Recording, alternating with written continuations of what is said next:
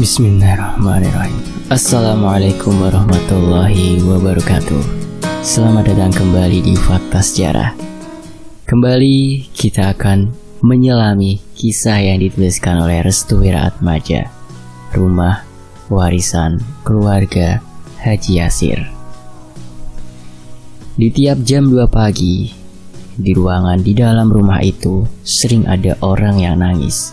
Siapakah sosok itu? Sebelum kita masuk ke selengkapnya, mari kita berdoa. A'udzu bikalimatillahi tammati min syarri ma khalaq. Bismillahirrahmanirrahim. Fil ardi wa la fis sama' wa huwas samiul alim. Allahumma sholli ala sayyidina Muhammad sallallahu alaihi wasallam. Ini dia rumah warisan keluarga Haji Yasir.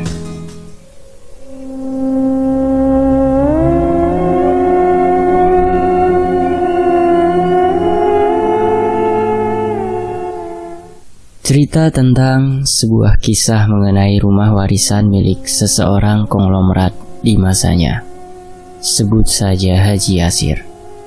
Untuk daerah dan lain-lainnya, Mas Wira telah samarkan demi untuk menjaga privasi. Rumah ini memiliki bangunan yang besar, letaknya di tengah kota dan menjadi sorotan terhadap orang-orang yang sering melewati rumah ini. Kabarnya, rumah ini dulunya dihuni oleh keluarga dari Haji Yasir. Namun, karena pemilik rumah ini terlilit hutang, akhirnya rumah ini diberikan perjanjian oleh bank sampai akhirnya disita. Namun sebelum disita, pihak bank memberikan tangguhan 1 bulan terhadap keluarga untuk membayar hutang-hutang tersebut. Kisah ini bermula di saat salah satu keluarga dari Haji Yasir mengajak teman-temannya untuk menginap di rumah ini selama 1 bulan. Dia adalah Ali. Ali adalah salah satu anggota keluarga Haji Yasir. Dia mengajak teman-teman kuliahnya untuk menginap di rumah tersebut untuk mengisi liburannya. Ali sebelumnya belum tahu secara mendalam mengenai asal-usul tempat ini. Namun ada salah satu ruangan yang besarnya setara dengan 2 kamar besar. Ruangan itu diperuntukkan untuk pertemuan-pertemuan. Karena tempat itu tidak boleh dimasuki, sampai-sampai di depan pintu ruangan tersebut diberi tulisan, "Jangan masuk, tempat ini berbahaya."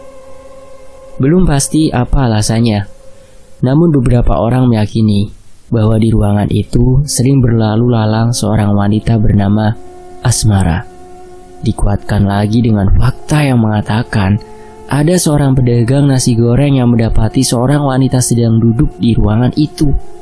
Karena berada di lantai 2, ruangan itu bisa dilihat oleh warga sekitar, terkhusus pedagang nasi goreng yang sering stay di depan rumah itu. Suatu ketika, pedagang nasi goreng itu terkejut manakala seorang wanita memesan nasi goreng sambil memain-mainkan kakinya. "Mang, pesen nasgor, jangan pakai kecap," ucap wanita itu. Awalnya pedagang nasi goreng itu tidak percaya bahwa itu adalah manusia. Namun, karena pelanggan lagi sepi, dia pun membuatkan nasi goreng pesanan wanita itu. Setelah usai, dia pun mengantarkan nasi goreng itu. Namun dia bingung, harus masuk kemana? Karena bingung, si wanita itu menyuruh pedagang nasi goreng itu untuk meletakkannya di bawah saja. Lalu wanita itu menaburkan uang yang jumlahnya ratusan ribu dari atas. Wow, dan pedagang nasi goreng itu pun keheranan. Mana bisa dia mengambil nasi goreng pesanannya di bawah? Dan setelah pedagang itu mengambil uang yang bertaburan di bawah, ia pun meninggalkan tempat itu. Baru dia melangkahkan kaki untuk meninggalkan bangunan itu. Tiba-tiba, wanita itu turun layaknya bidadari yang turun dari kahyangan. Wanita itu turun sambil memekikan tawa yang mengerikan, dan dia adalah Asmara, sosok yang disebut-sebut sebagai penunggu dari rumah warisan. Wanita itu mengambil nasi goreng dan kembali lagi ke atas dengan santai. Ketika pedagang nasi goreng itu mengecek uang yang diberikan wanita itu, ternyata uangnya adalah berupa kertas kosong yang telah digunting mirip seperti uang. Sontak saja, Cerita ini menjadi buah bibir masyarakat sekitar tentang kebenaran sosok yang bernama Asmara. Kita menuju ke masa lampau sebelum peristiwa pedagang nasi goreng yang naas tersebut. Di awal tahun 2019 silam, Ali bersama teman-temannya mencoba untuk survei ke tempat kediaman kakeknya yang bernama Haji Yasir. Tempatnya agak villa di tengah kota. Estimasi jarak menuju perkotaan juga hanya berkisar 10 menit. Tak hayal, tempat yang megah ini menjadi sorotan bagi seluruh masyarakat yang ada di sekitarnya. Ali berkata kepada teman-temannya, "Ini rumah kakek gue. Kebetulan rumahnya mau disita, tapi dikasih waktu 1 bulan buat nempatin." Teman-temannya terdiri dari Fatah, Lutfi, dan Dimas. Ketiganya merupakan satu angkatan serta satu jurusan yang sama di bidang komunikasi penyiaran Islam. "Eli, ini tempat udah lama nggak dihuni?" tanya Fatah ketika melihat banyak debu yang menempel di kaca. "Enggak sih, terakhir dihuni tahun 2018, jawab Ali. "Buset, lama bener ya." Mereka berempat pun menuju ke kamar yang akan dijadikan tempat penginapan. "Kamarnya banyak amat. Ini rumah gak berhantu kan?" tanya Lutfi. Lu gak boleh gitu," ucap Dimas yang agak paranoid. Beres-beres aja dulu, nanti gue jelasin," ucap Ali. Mereka berempat membereskan kamar, ruang tamu, serta kamar mandi. Semua dibereskan layaknya rumah baru yang akan ditempatnya nanti. Dimas dan Lutfi mengelilingi seluruh ruangan rumah, hingga sampailah mereka berdua ke satu ruangan yang sudah tertempel kertas 1 tahun lamanya. "Jangan dibuka, ruangan ini berbahaya," begitu tulisannya, ucap Dimas ketika membaca tulisan tersebut. Lutfi langsung memegang gagang pintu. Krek! Pintu seperti layaknya tertahan sebuah benda dari dalam ruangan. "Kayaknya di depan pintu ini ada benda besar," jelas Lutfi. Lu mau ngapain?" tanya Dimas. "Gua penasaran sama ruangan ini," jawab Lutfi. "Ya elah, lu gak baca apa? Ini larangan," jelas Dimas. Lutfi pun menempelkan telinganya ke arah pintu. Ia merasa seperti ada suara orang menangis dengan suara yang sangat lirih. "Lu dengar suara orang nangis gak?" tanya Lutfi. "Hah? Masa?" Dimas mulai penasaran. "Coba deketin kuping lu," ucap Lutfi. Dimas pun mengikuti apa yang diperintahkan oleh Lutfi. Keduanya menempelkan telinga ke pintu secara bersamaan. Suara tangisan lirih pun terdengar jelas. "Lah, siapa yang nangis?" tanya Dimas. "Kan, kata gue juga apa. Ayo, buka pintunya," ucap Lutfi sambil memaksa membuka pintu ruangan itu. Dari arah belakang, Ali langsung menepuk pundak mereka berdua. Kalian ngapain?" tanya Ali. "Astagfirullah, lu bikin kaget aja, Li," ucap Dimas yang penakut. "Isi ruangan ini apa?" tanya Lutfi. "Gak ada, itu gudang." Ali pun menyuruh mereka berdua untuk meninggalkan tempat tersebut. "Kita gak boleh masuk ruangan itu," pinta Ali. "Emang kenapa? Karena apa?" tanya Lutfi. "Udahlah, gak usah dibahas," ucap Dimas. Fatah pun datang sambil membawa bingkai foto. "Li, ini foto siapa?" tanya Fatah. Fatah pun menunjukkan sesuatu kepada mereka bertiga berupa foto wanita bergaun putih yang sangat cantik. Gila, cantik banget," ucap Dimas. "Wah, giliran cewek cakep aja lu nanggepin," ejak Lutfi. "Biarin lah," jawab Dimas. "Lu nemu di mana?" tanya Ali. "Di rak buku," jawab Fatah. Ali pun mengambil foto itu. Sepertinya ia pernah diceritakan tentang wanita yang ada di foto itu. "Ini namanya Mbak Asmara. Dia anak dari Haji Yasir, pemilik rumah ini," ucap Ali. "Masih hidup kan?" tanya Fatah. Ali menggeleng-gelengkan kepala. Maksudnya, dia udah." Tiba-tiba, dari ruangan terlarang itu, ada sesuatu yang memukul pintu dengan sangat kencang. "Astagfirullah, apa itu?" tanya Fatah. Woi, gak asik nih, dah yuk pulang aja," ucap Dimas. Lutfi mendekati pintu itu. Ia makin penasaran akan sesuatu yang berada di tempat itu. "Lutfi, lu mau apa?" tanya Dimas. "Sebentar, lu diam aja," pinta Lutfi. Lutfi pun kembali mendekatkan telinganya ke arah daun pintu ruangan itu. Tiba-tiba bunyi pukulan itu kembali terdengar. "Bangsat, kaget gua!" teriak Lutfi. Lutfi langsung mundur dan memegangi telinganya. "Vi, lu gak apa-apa kan?" tanya Fatah. "Sebenarnya ada apa sih di ruangan ini?" tanya Lutfi pada Ali. Kita ngobrolnya di kamar aja, bentar lagi mau maghrib, gak baik," pinta Ali. Dan Dimas langsung menarik tangan Lutfi. "Ayolah, tinggalin ruangan ini," pinta Dimas. Mereka pun meninggalkan ruangan itu. Lutfi masih menatap daun pintu serta tulisan larangan itu dengan penuh tanda tanya. Di dalam kamar, Ali menutup seluruh pintu dan jendela.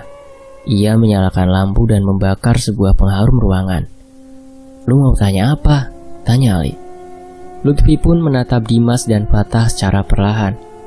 "Rumah ini dulunya rumah apa?" tanya Lutfi. "Rumah biasa pada umumnya lah."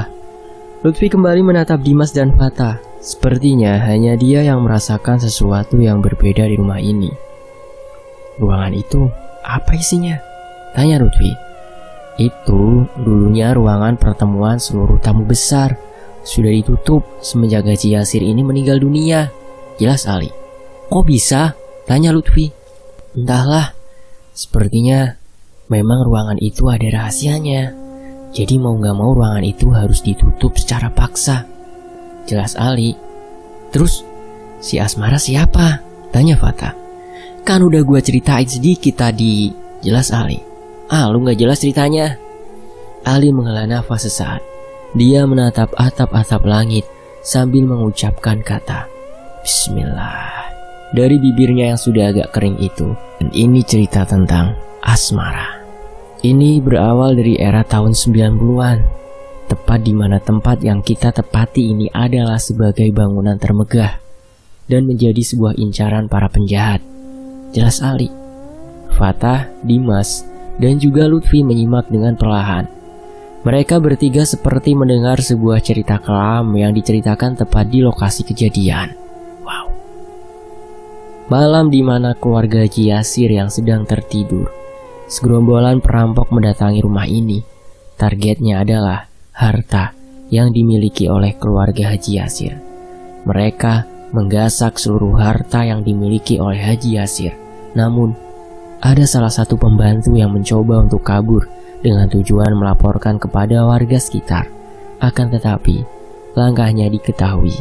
Ia pun melarikan diri ke ruangan tertutup itu. Sampai akhirnya, para perampok itu mengejar Asmara. Dan akhirnya Asmara tertangkap, lalu diperkosa beramai-ramai. Asmara mengalami penyakit mental dan rasa takut yang berlebihan. Ia akhirnya ditemukan meninggal dunia dengan melukai pergelangan tangannya dengan menggunakan pecahan kaca. Darahnya mengalir deras hingga menyebabkan pendarahan yang begitu hebat. Tak ada satupun keluarga yang mengetahui hal itu. Sampai akhirnya Haji Yasir sendiri mencium bau busuk yang berasal dari sebuah tempat tersebut. Jasad Asmara sendiri dirahasiakan dan belum ditemukan, jelas Ali kembali. Dan setelah menceritakan hal itu, bulu kuduk Dimas berdiri secara spontan. Ia kemudian menatap ke arah ruangan yang terlarang itu. Tatapan matanya membayangkan akan sebuah bayangan seorang wanita sedang berdiri menatap balik ke arahnya. "Astagfirullah, gak, gue mau balik," teriak Dimas sambil menutup mata. Fatah dan Lutfi melihat ke arah yang sama. "Lu kenapa, Mas?" tanya Fatah. Dimas membuka matanya lalu perlahan melihat ke arah ruangan itu. "Gua mau balik," ucap Dimas. Jangan gitu. Kita udah diizinin buat nginep di rumah ini. Masa kita balik lagi?" pinta Fatah. "Tapi gua takut," ucap Dimas lagi. Ali membuka sebuah lemari yang mana di dalamnya berisi tentang album kenangan keluarga Haji Yasir. "Sebenarnya Asmara itu cantik. Ini fotonya," ucap Ali sambil menyerahkan foto itu ke Dimas. Dimas langsung terpesona melihat kecantikan Asmara. Lutfi kemudian bertanya kepada Ali, "Apa mungkin Asmara masih gentayangan?" tanya Lutfi. Mereka bertiga terkejut manakala Lutfi mengatakan hal itu. Maksudnya?" tanya Ali. "Seseorang yang meninggal karena depresi lalu bunuh diri. maka jiwanya tidak tenang. Selama jiwanya terperangkap di dalam sebuah bangunan, maka dia masih berada di sekitar sini. Jelas Lutfi. Dimas kemudian melemparkan foto itu. Ia terbayang-bayang akan perkataan Lutfi mengenai asmara yang masih bergentayangan. Gua juga mikirnya gitu, jelas Fatah. Tapi anehnya, jasad asmara ini seperti menghilang begitu saja. Apa jangan-jangan, kata Ali, jasad asmara disembunyikan? Tanya Dimas. Iya, lebih tepatnya, jasad itu disimpan di suatu tempat yang mengarah kepada tempat di mana ia pertama kali ditemukan dalam keadaan meninggal dunia. Jelas Lutfi sambil menganalisa. Ali berpikir keras. Ia kembali mengingat perkataan kakeknya yaitu Haji Yasir akan sebuah ruangan yang memiliki bau busuk. Ruangan itu kemungkinan merupakan tempat disembunyikan jasad asmara. Gimana? Mau dikerjain hari ini? Tanya Ali. Nantilah, kita baru sampai. Lagian kita gak ada akses buat masuk ruangan itu. Jelas Lutfi. Maksud kalian apa? Kalian mau cari jasad asmara? Tanya Dimas. Fatah memasang wajah seram ke arah Dimas dengan tujuan menakut-nakuti Dimas yang penakut. Gua mau datengin asmara ke kamar ini. Jelas Fatah. Jangan ngada-ngada lu, gua takut, ucap Dimas sambil menjauhkan tangan Fatah yang mulai memegangi pundaknya. Mereka berempat berencana untuk membongkar kasus asmara yang telah kelam tidak lagi dibicarakan. Sosok yang menjadi sebutan mengerikan bagi warga sekitar. Malam pertama, mereka menempati rumah ini tampak baik-baik saja. Singkat cerita, di hari kedua, mereka masih mencari-cari ruangan yang dimaksud oleh Haji Yasir kepada Ali. Total ruangan di rumah itu ada 10 kamar. 1 ruang pertemuan dan 1 ruang tamu yang cukup besar. Sisanya adalah kamar mandi dan gudang cukup besar. Nanti malam ada Pak Sobri. Dia katanya mau nemenin kita buat masuk ke ruangan itu. Tapi kalian benar-benar berani kan? Tanya Ali. Gua sih santai, tapi gimana Dimasnya aja. Ucap Fatah sambil mengejek. Awas lu, awas aja kalau ia didatengin sama tuh setan. Lu jangan minta tolong gua, ucap Dimas. Fatah dan Ali tertawa kencang mendengar sifat Dimas yang kekanak-kanakan. Namun tidak bagi Lutfi. Ia masih menatap sekeliling rumah. Lutfi berkata, ornamen bangunan ini agak mirip Belanda, namun ada beberapa sentuhan arsitek Turki. Apa bangunan ini dibangun karena menginginkan umur yang panjang untuk bangunan itu sendiri? Jelas Lutfi. Ali terkejut mendengar penjelasan Lutfi. Dia tahu banyak mengenai dunia arsitektur. Lu kok tahu? Tanya Ali. Lutfi pun menuju ke sebuah tembok yang sudah sedikit berlumut. Dia kemudian memperkirakan lama bangunan ini tidak direnovasi dan perbaikan. Sebenarnya, ada beberapa poin penting di rumah ini yang pasti gua simpulkan dalam beberapa hal, yaitu 1. Bangunan ini dibangun bukan untuk sebuah tempat tinggal saja, melainkan sebagai tempat pertemuan besar para konglomerat. 2. Tempat ini sangat estetik. Tidak heran orang yang melewati rumah ini menjadi tertarik untuk melihat lebih jauh bahan-bahan yang terpasang di rumah ini.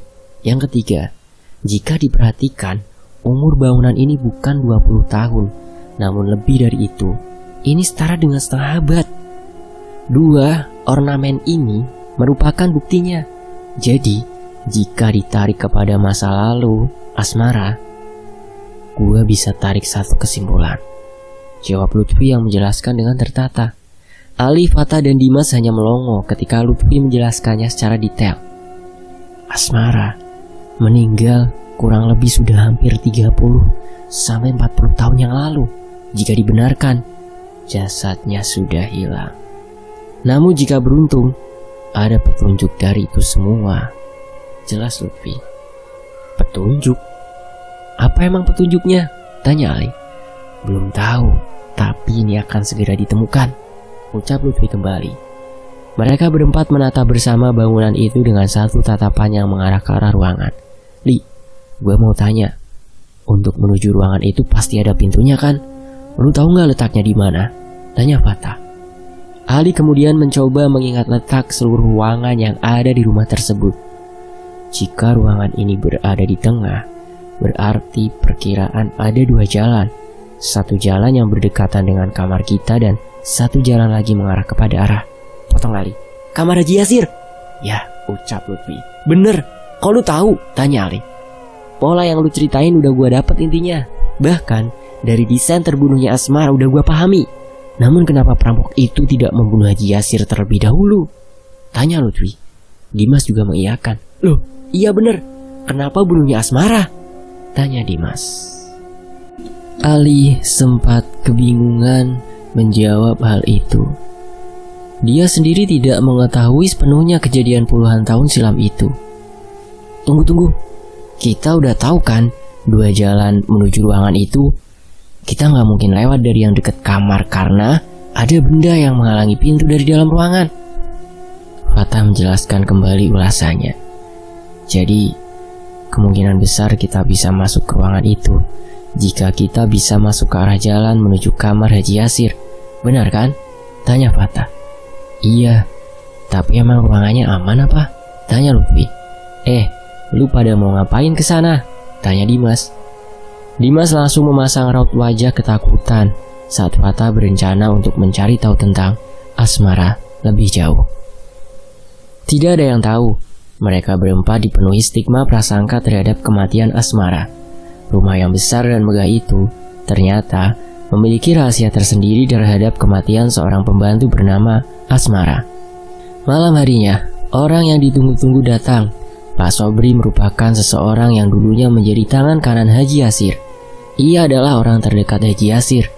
Saat tragedi perampokan tersebut, Sobri sedang tidak berada di rumah karena ia sedang pulang kampung. Oleh karenanya dia tak ada di rumah. Alhasil, dia tidak tahu secara pasti akan penyebab kematian Asmara. Pak Sobri juga adalah orang yang ditunjuk langsung oleh Haji Yasir untuk membersihkan ruangan pertemuan yang merupakan tempat terbunuhnya Asmara dalam tragedi tersebut. Selama dia membersihkan dan merawat ruangan itu, Pak Sobri seringkali mendengar suara orang nangis yang suaranya berada di ruangan tersebut.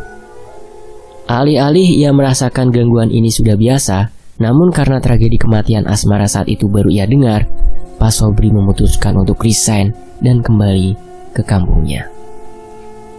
Dan malam ini, ia datang untuk memenuhi undangan dari Ali yang merupakan cucu dari Haji Yasir itu sendiri.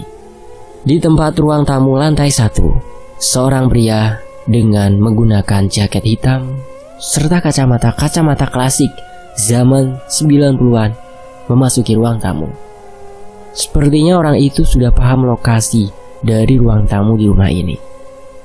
Nah Ali ya? Tanya Pak Sobri. Iya Pak, Bapak gimana kabarnya? Tanya kembali Ali. Alhamdulillah Bapak sehat. Kalian sudah lama ya menginap di rumah ini? Tanya Pak Sobri. Kami baru menginap kok Pak. Oh iya Pak, ini kenalin. Ada Fatah, Lutfi, dan Dimas. Kita lagi liburan, jadi Ali ngajakin nginep di rumah Eyang, ucap Ali. Pak Sobri menatap satu persatu mereka dengan senyuman khasnya. Kamu yakin mau ke ruangan itu? Tanya Pak Sobri kembali.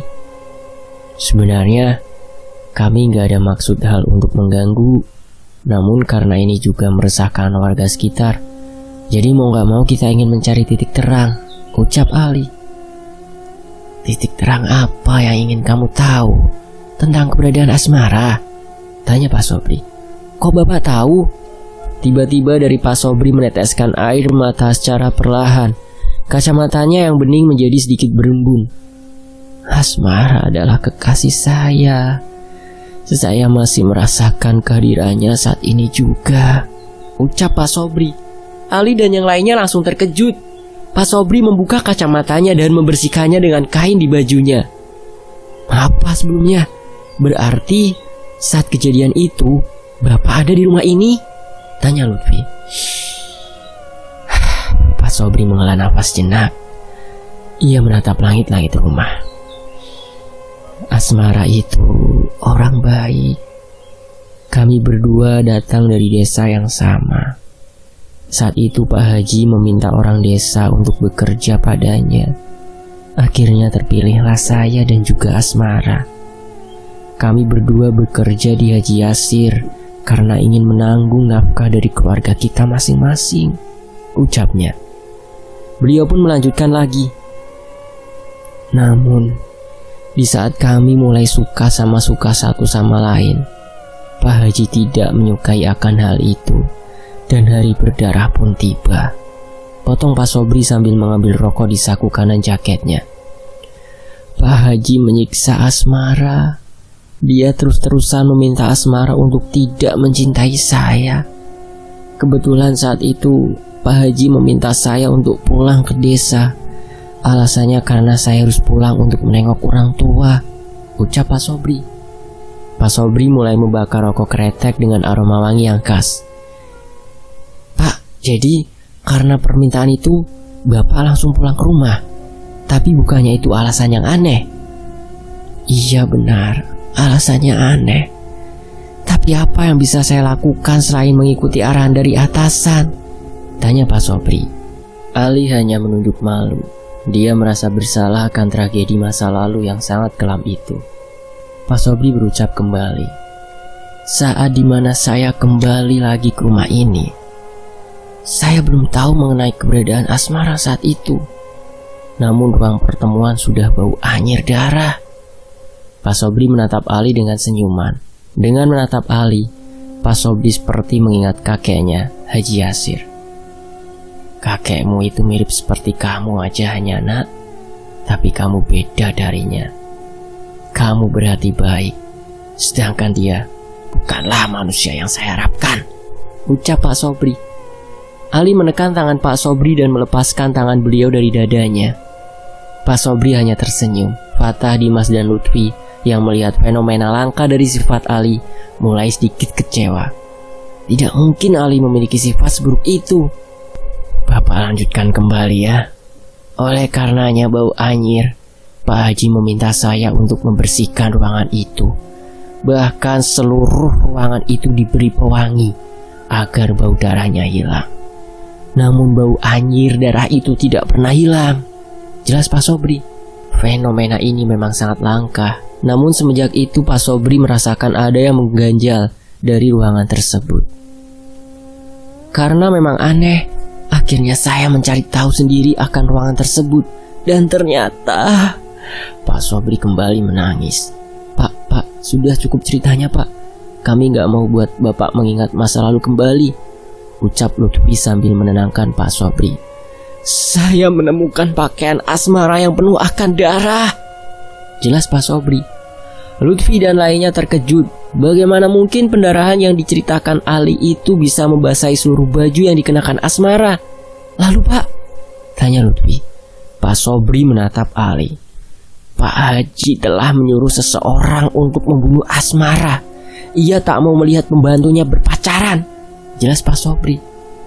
Cukup Pak, jangan bawa-bawa nama Eyang, desak Ali dengan nada meninggi. Ali pun kesal. Ia kemudian naik ke lantai 2 menuju kamar. Li, lu mau kemana? Tanya Dimas. Lu susul dia mas, pinta Fatah. Dimas pun menyusul Ali yang mungkin agak kesal setiap kali Pak Sobri menatap wajahnya. Lutfi pun kembali menganalisa apa yang barusan diucapkan oleh Pak Sobri, juga Ali terkait kematian Asmara. Bapak yakin dari mana jika Asmara dibunuh? Tanya Lutfi. Setelah saya cari informasi mengenai keberadaan Asmara, beberapa keluarga sempat menyembunyikan masalah ini. Mereka menganggap Asmara meninggal karena bunuh diri. Tapi saat 40 hari kematiannya, Asmara meneror seluruh keluarga, sekaligus saya sendiri, jelas Pak Sobri. Meneror? Untuk balas dendam? Tanya Lutfi. Benar, Asmara meneror kita semua karena ingin menuntut kematiannya. Semenjak saat itu, rumah ini ditinggalkan dan diwariskan secara turun-temurun. Dan orang yang memegang rumah ini adalah orang tua Ali sendiri, ucap Pak Sobri. Lutfi mulai sedikit paham. Dia baru sadar bahwa orang tuanya lah yang mendoktrin kepada Ali terhadap kematian Asmara sendiri. Namun, orang tua Ali tidak kuat. Rumah warisan ini ditinggalkannya karena sosok Asmara masih bergentayangan, ucap Pak Sobri. Sementara itu, Dimas mulai memasuki kamar. Ia melihat Ali sedang menghadap pojokan tembok sambil menggedor-gedorkan keningnya ke tembok. Sontak saja dari keningnya keluar darah segar secara perlahan. "Ali, lu kenapa?" teriak Dimas yang mencoba menghentikan Ali. Namun saat Dimas ingin mendekat, ia kemudian didorong oleh Ali hingga terjatuh. "Li, lu kenapa?" tanya Dimas. Ali membalikkan badannya. Ia kemudian menangis dengan kepala yang sudah berdarah-darah. "Mas, bantu gua," pinta Ali.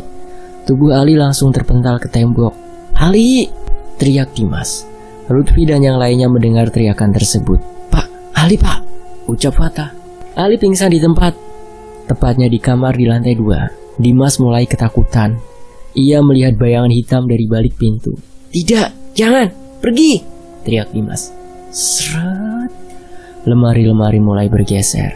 Dimas makin ketakutan. Ia menutupi kepalanya dengan kedua tangan dan Dimas mulai dirasuki Asmara. Saat yang bersamaan, Lutfi dan yang lainnya datang. Mereka bertiga terkejut saat melihat Dimas sedang menggigiti tangannya hingga berdarah. "Dimas, lu kenapa?" teriak Lutfi sambil menahan mulut Dimas untuk terus menggigiti tangan. "Pak, ini bagaimana pak?" teriak Lutfi. "Lutfi!" teriak Fatah. Lutfi melihat kondisi Ali yang sudah terbujur kaku. Bersamaan dengan itu, Dimas langsung melemas. Ia terjatuh. Pak Sobri pun berlari ke arah ruangan pertemuan itu. "Lu jaga mereka berdua, gua mau samperin Pak Sobri," teriak Lutfi. "Tapi, woi, lu mau kemana? Jangan ninggalin gua," teriak Fatah. Pak Sobri mulai memasuki ruangan demi ruangan.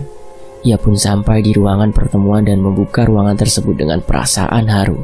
Pak Sobri melihat seorang wanita sedang berdiri sambil menangis. "Asmara, ini aku, Sobri." Asmara masih terus menangis. Pak Sobri mendekati secara perlahan. Namun ada sesuatu yang berbeda dari sosok wanita yang ada di hadapannya. Pak Sobri merasakan itu bukan sosok Asmara, melainkan iblis yang merasukinya. "Mati kalian semua!" teriak sosok itu. Pak Sobri terpental hingga tubuhnya menghantam tembok. Darah segar keluar dari mulutnya. Lutfi mendengar suara dentuman dari sebuah ruangan. Ia pun mencari arah suara itu dan melihat ada sebuah ruangan terbuka lebar. "Itu ruangannya!" Saat dimana Lutfi mulai masuk, ia terkejut saat melihat Pak Sobri bercucuran darah dari mulutnya. "Pak, Bapak kenapa?" tanya Lutfi. "Itu bukan Asmara. Itu adalah iblis suruhan yang menyerupai Asmara," ucap Pak Sobri. "Terus apa yang harus saya lakukan, Pak?" tanya Lutfi. Pak Sobri mengambil sebuah korek dari sakunya. Ia kemudian berkata, "Bakar bajunya. Iblis itu akan hangus," ucap Pak Sobri. "Di mana bajunya?" Pak Sobri menunjukkan ke arah guci. Seingatnya, baju itu berada di dalam guci. Lutfi pun langsung berlari ke arah guci, namun baru beberapa langkah ia merasakan hawa merinding yang membuat tubuhnya sulit bergerak. Pak, tubuh saya," ucap Lutfi. Iblis yang merasuki Asmara itu tengah berada di belakang Lutfi. Lutfi kemudian ingat akan perkataan gurunya. Ia harus tetap tenang dan menjaga hatinya agar tidak terpengaruh oleh kejahatan iblis. Lutfi membacakan ayat kursi dan 2 ayat setelah ayat kursi. Lalu ia melanjutkan membaca surat An-Nas serta Al-Falaq dalam hati. Dengan seketika, tubuhnya langsung terjatuh. Energi jahat itu langsung menghilang. Sosok iblis yang merasuki Asmara sudah hilang. Ali pun menggunakan kesempatan ini untuk memecahkan guci tersebut dan mengambil pakaian yang berada di dalamnya. Prang! Pecahan guci itu membanjiri lantai. Lutfi langsung mengambil baju itu dan membakarnya. Setelah itu, dia mendengar suara teriakan kepanasan. "A'udzubillahi minasyaitonirrajim," teriak Lutfi. Lutfi pun membacakan ayat kursi dengan kencang. Ada satu bayangan yang berada jauh darinya terbakar oleh api, dan ternyata itu adalah jin suruhan yang menyerupai sosok Asmara. Jadi, usut punya usut. Setelah kematian Asmara, keluarga Asmara tidak terima. Lalu mereka pun meneror seluruh keluarga Haji Yasir atas bantuan dukun. Keluarga Asmara meminta kepada dukun tersebut agar mengganggu keluarga Haji Yasir dengan menjadikan Asmara sebagai wadah dari jin suruhan itu. Akhirnya, selama berpuluh-puluh tahun sampai rumah itu diwariskan, jin itu tetap menyerupai Asmara dan membuat prasangka bahwa Asmara akan balas dendam dan membunuh seluruh keluarga Haji Yasir. Hal inilah yang membuat seluruh keluarga Haji Yasir yang meninggalkan rumah itu sampai akhirnya jatuh kepada keluarga Ali. Atas kejadian malam itu, mereka yang luka-luka dibawa ke rumah sakit. Tragedi semacam ini cukup membekas di pikiran Lutfi dan yang lainnya. Semenjak kejadian itu, tak ada lagi gangguan di rumah tersebut. Namun Pak Sobri meyakini bahwa keluarga Asmara akan kembali menyerang. Wallahu a'lam bishawab. Sebenarnya kisah ini perlu lebih diperdalam. Insya Allah nanti akan ada lanjutan dari kisah Asmara. Tapi ini ada kaitannya dari kematian Haji Yasir. Apakah penyebab kematiannya? Tunggu saja teman-teman ya. Tetap di Fakta Sejarah. Dan kisah ini selesai. Wassalamualaikum warahmatullahi wabarakatuh.